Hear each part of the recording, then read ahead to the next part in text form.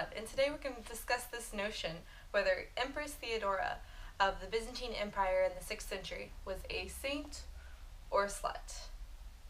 And we're going to do this by comparing primary resources, and the whole point of this is to discuss how time and perspective can change our opinion on historical figures. I mean, just look at Christopher Columbus. So, you might be asking, why Empress Theodora? Because we recognize her in pop culture today, whether we notice her or not. In the video game Civilization, we see her as this vixen character.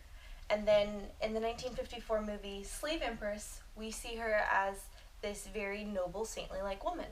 And across the board, everywhere we see Theodora, she's a very modern, strong, independent woman, don't need no man, even for the Byzantine times, which is fantastic.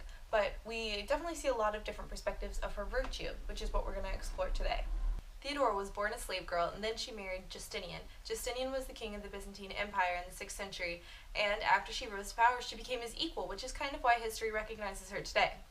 But the only reason we know any of this about Theodora and Justinian is because it was written down by this guy named Procopius.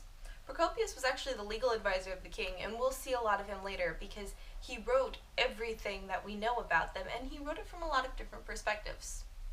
So in the History of Wars, which is the first major time we hear from Procopius, he portrays Empress Theodora as this noble woman married to the king, and what we're looking at is, for as myself I approve of certain ancient saying that royalty is a good burial shroud, implying that Empress Theodora would rather die for the crown than give up in a battle, which speaks a lot of her character.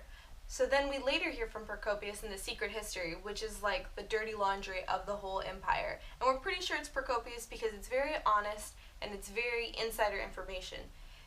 It pretty much just talks about how Justinian killed trillions of people and how Empress Theodora was the wife of the devil and pretty much a slut. And he says things like Theodora enjoyed being cuffed and slapped on the cheeks, how she would raise her skirt, and she would even go picnicking with up to 10 men at the same time, which who knows what that means. The image in question is located at the Basilica of San Vital, which is 2,000 miles away from Constantinople.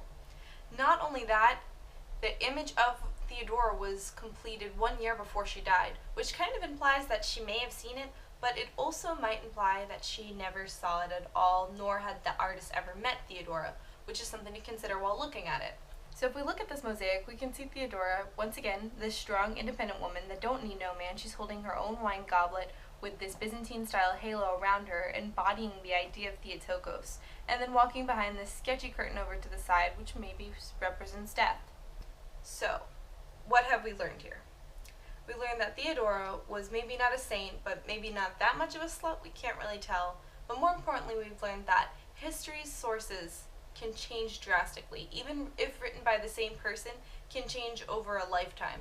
So keep that in mind when you're reading, that you can't always trust your sources, especially on Facebook or in the comments of YouTube, because those are the worst.